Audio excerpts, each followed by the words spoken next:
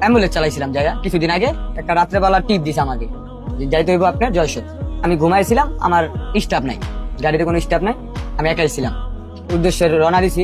পদ্মা সেতু টুল পার হয়েছি পর হঠাৎ আমার নাড়ুবা গেছি পর আমার রাত্রের বাজে সংখ্যা প্রায় 1:30 2টা, তার কম হইব না। নিজম রোড, খালি 2-1টা ডিস্ট্রিক্ট দেখা যায়।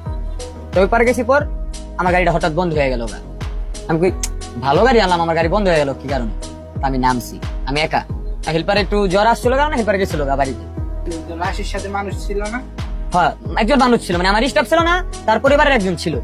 তবে ভাই তো মনে করেন যেরকম তার পরিবারের টেনশনে সারাদিন কাঁদছে দেখছি, রাত্রেবেলা লাশটা লয়ে গেছে।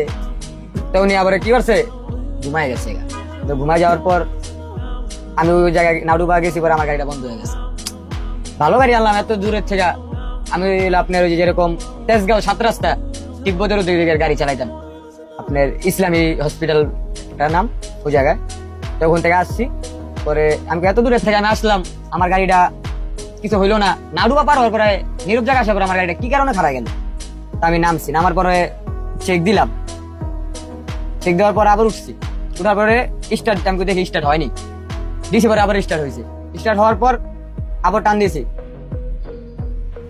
গাড়ি টানতেছি প্রায় 100 আখার উপরে গাড়ি সাইড হয়ে পড়ছে।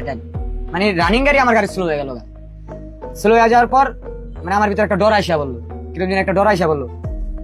অন গাড়ি আমি সোজা ধরে রাখি স্টার্টিং, আমার গাড়ি খালি নাচে, মানে আমার দ্বারা লাগতেছে দিন ভিতরে দিন নাচতে আছে গাড়িটা আমার এরকম কথা আছে। আমার ভিতরে লাগতেছে না, আমার লাস্টের ভিতরে দিন কেউ অন্য কোনো লোক জীবিত আছে ওরকম লাগতেছে। তো আমি আবার আমার পাশে যে ছিল ওনারা আমি ডাক দিয়েছি। ডাক দেওয়ার পরে বলতে আছি যে ভাই একটু উঠেন। উনি আবার উঠছে, ভাই কি হয়েছে? আমি ভাই আমার মানে গাড়িটা চালানোর অবস্থা কিরকম লাগতেছে, একটু আপনি আমার লগে নামেন। নামছে, নামার পর ভিতরে খুলছি। খোলার পরে আমি দেখি না, লাশ যেভাবে মানে ধোয়া সেভাবে আছে, কিছু মানে লাগে। আবার টান দিলাম, ভাঙ্গা গেছি পর আবার একটু লাগলো। মানে আমার ভিতরে একটা আতঙ্ক ডর আইসা বললো। মানে মাদ্রাসা বসে তো কম বেশি সুরা একটু জানি, তো পড়তে পড়তে আস্তে আস্তে গেলাম ভাইটা পাড়া পর্যন্ত। এক 4 দোকানে থামাইলাম, থামায়া কিছুক্ষণ বিরতি নিলাম। মানে আমাদের কিরকম অস্থিরতা লাগতেছিল।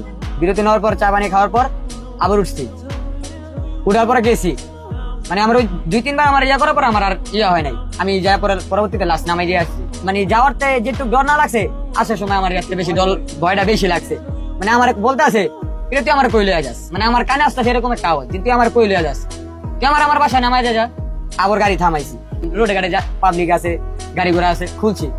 তা আমার গাড়ির ভিতরে তো কেউ নাই, মানে আমার দ্বারা লাগতেছে